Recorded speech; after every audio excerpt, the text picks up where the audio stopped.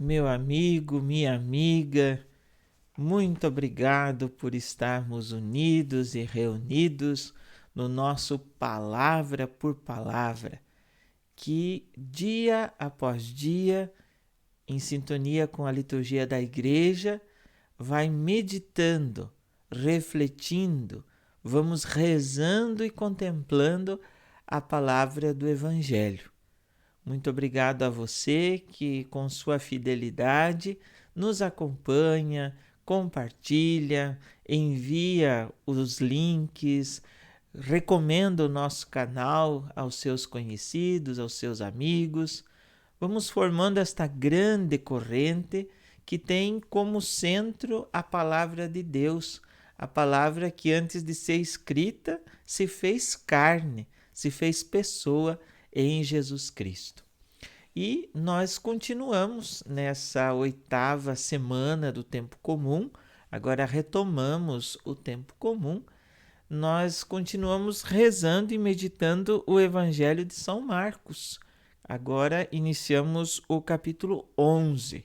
Capítulo 11, versículos 11 a 26. Ontem concluímos o 10. A liturgia não coloca aquela parte primeira do capítulo 11 e partimos dos versículos 11 a 26. E esse texto ele está dividido em 3 cenas. A cena da figueira, a cena do templo e a cena em que Jesus fala sobre a oração. Temos presente que Marcos, quando foi escrito, quando foi colocado por escrito, ele tinha sempre aquele duplo objetivo de ensinar-nos quem é Jesus e de corrigir uma mentalidade que não combinasse com o propósito messiânico de Jesus de Nazaré. Lembremos que no tempo da Bíblia existiam muitos tipos de Messias. Muitas eram as expectativas, muitos eram os olhares. E o messianismo que Jesus assume é o messianismo de Isaías, do servo sofredor, daquele que não é o triunfalista. Apesar que o texto de hoje, Marcos 11, 11 a 26, começa dizendo que Jesus tinha sido aclamado pela multidão. Mas Jesus não gosta dessas aclamações, Jesus não gosta desses grandes movimentos. O que ele gosta é aquelas atitudes simples, bonitas, cotidianas, das quais ele se aproveita para ensinar os discípulos. E nesse movimento de vai e vem, ele vai para Betânia, ele volta. Betânia é sempre a cidade do descanso, da amizade, não é? Então, quando ele volta nesse caminho, ele encontra uma figueira. Essa figueira está só com folhas. O texto até diz não era tempo de figos. E ele amaldiçoa. Ele diz uma palavra muito forte: que ninguém mais coma de teus frutos. Lembremos que a figueira representa todo o povo de Israel, todo o povo eleito. A figueira tem esse símbolo na Bíblia. E então, quando ele diz que ninguém mais coma de teus frutos, e logo em seguida vem o relato do que ele faz no templo, derruba as mesas dos cambistas, as mesas dos que trocavam as pombas é o sacrifício dos pobres. Então, esse não, que ninguém mais coma de teus frutos, não é só que aquela árvore secou, porque não tinha e ele ficou bravo, mas é Jesus apresentando aquela revolução, aquela volta à essência da fé abraâmica, da fé do povo de Deus. O templo, como diz o texto, lembrando o salmista, é casa de oração. E eles haviam transformado em casa de comércio, em covil de ladrões. E é por isso um dos motivos políticos da morte de Jesus.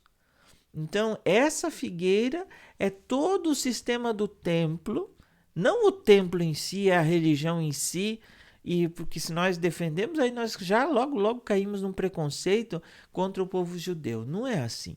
Os judeus são os nossos irmãos mais velhos.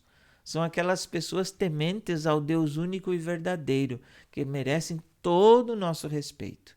Mas o sistema religioso, como algumas práticas religiosas nossas hoje, acabam que não respondendo mais. E por isso, por essa realidade, não produzem mais frutos. Então, nós temos que ler com muito cuidado, porque senão daqui a pouco nós pensamos numa fé mágica, numa fé muito fantasiosa, e não é essa a fé que Jesus trouxe. O texto continua dizendo que a figueira tinha secado até a raiz.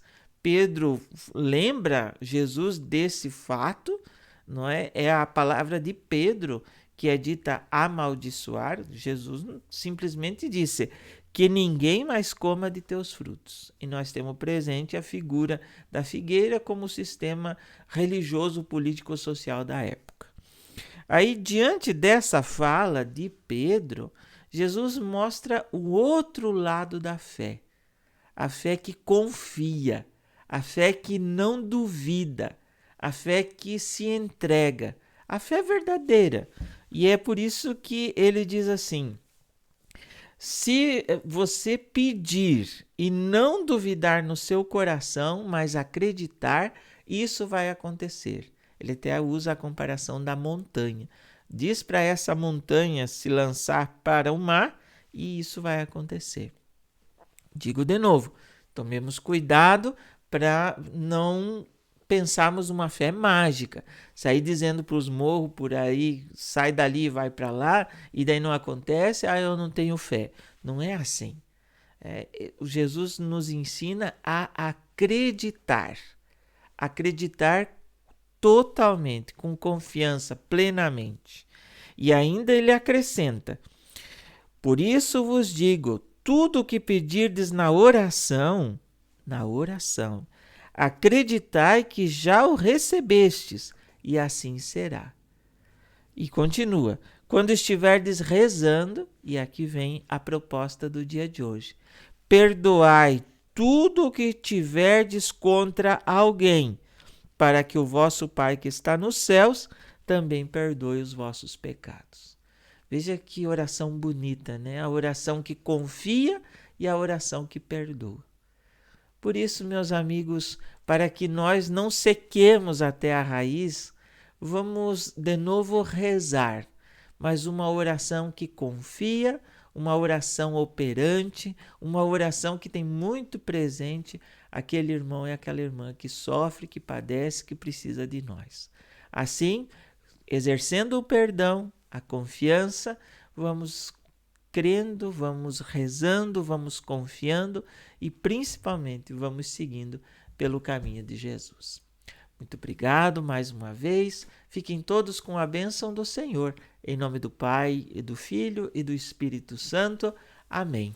Obrigado e amanhã, se assim o bom Deus nos permitir, vamos continuar refletindo, rezando, meditando, nos alimentando da palavra de Deus.